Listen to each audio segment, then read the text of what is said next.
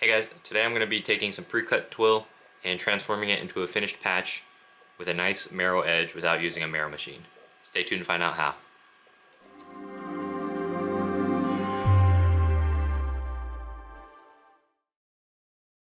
Alright guys, so here's what I have ready to make some patches. For the most part, this is really all I need, and I am, like I said, going to be using a Merrow edge style.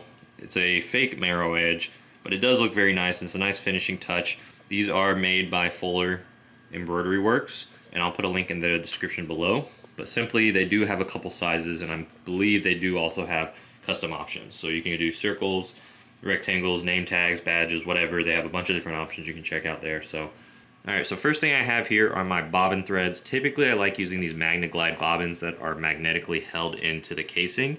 However, I don't have any black ones, and I think if I'm going to be doing a black border on these patches, I want to match it so that way it's less visible on the backside. As you can see here, there's the white bobbin threads showing on the underside here. So what I'm going to do is use some of these paper bobbins that I have on hand by Madeira. They are black, so it's going to match a little bit better.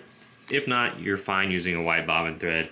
It's not going to be super noticeable. Plus, this is going to be the backside of the patch, so more often than not, you're not going to see it when you're applying it to something. Finally, the last couple things I have here is, of course, my hoop. I am planning to stack a few on here and space them out, about 6 of them. So I'll do 2 more here. So I'm going to be using my larger hoop. If you don't have something like that, or if you're just doing a couple patches, you can definitely use a smaller hoop, something that fits your project a little bit better. But for this, for the sake of doing kind of some bulk patches, I'm going to be running my largest hoop. For the stabilizer, backing, or whatever you want to call it, I'm using this plastic sheeting that I've used in several videos. This is just a 4mm plastic sheeting. You can get this at Home Depot. I found that to be pretty much the best balance between something where at the end of the project you can just poke it out, burn off the edges, while still giving you the stability that you need while it's embroidering. Let's get this set up. I'll take it over the machine, and then once we run it, I'll show you why I have these clamps here. Otherwise, you really only need these supplies here.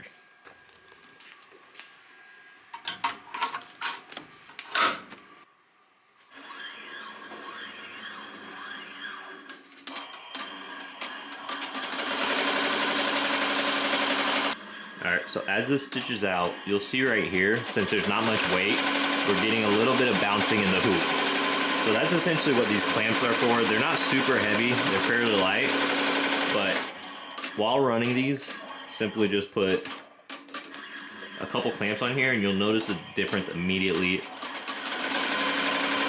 With that extra weight on the hoop, you don't get as much bouncing, so just make sure they're not in the way, they're not going to hit anything and mess up your project. But otherwise, some extra clamps here that you have lying around, I think they're a couple bucks at Home Depot or the hardware store. Just get something like that, you can place it on there and you'll be good to go. Alright guys, so I got my tack-down stitches down. That way I know exactly where I need these to be at. What you can do is place a little bit of tack spray on the back of these, or use maybe some double-sided tape or something. Otherwise, you can just hold them. These do have some tack spray on it, but it's not holding that well, so I'm going to probably hold it for the first couple stitches, but after it is tacked down onto the plastic, it should be good to go. So if we go ahead and start this up,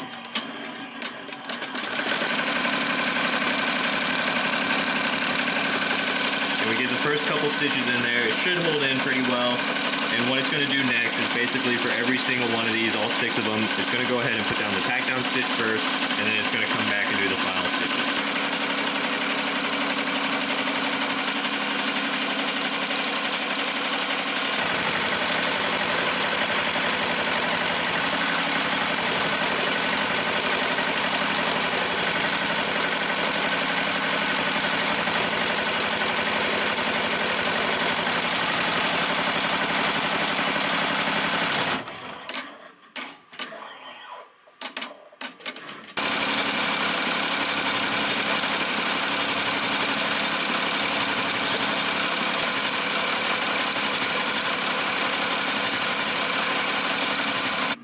So we are all done with the 6 patches. It didn't take too long, but now we can get a good look at what the Merrow edge looks like here. The only thing left to do is to pop these out. If you have 2 hands, you should be able to just hold it and then pull it out like so.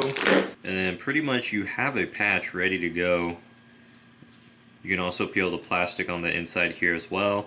And what I recommend is for this edge to take a lighter to that and just quickly burn it off, because it is plastic, it'll just shrivel inside.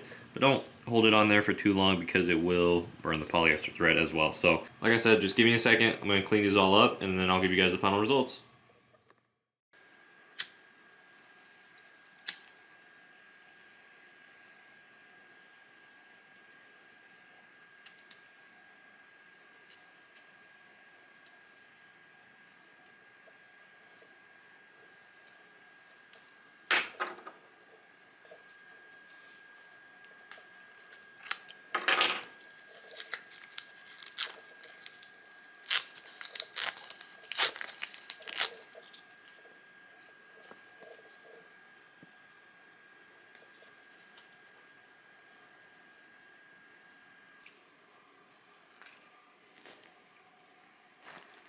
Alright guys, so we're all done cleaning these patches up. Some of these were from before, but they're all clean on the backside now. Like I said, you just have to remove the plastic and then singe the edges so you don't have any plastic sticking out.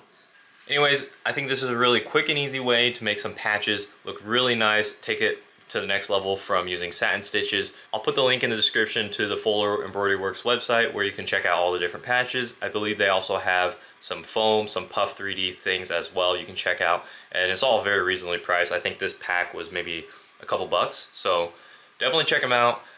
See if you like them, try them on your own projects. If you do have any questions, let me know. Otherwise, thanks for watching. I hope you learned something. If not, at least found it entertaining. Otherwise, take care.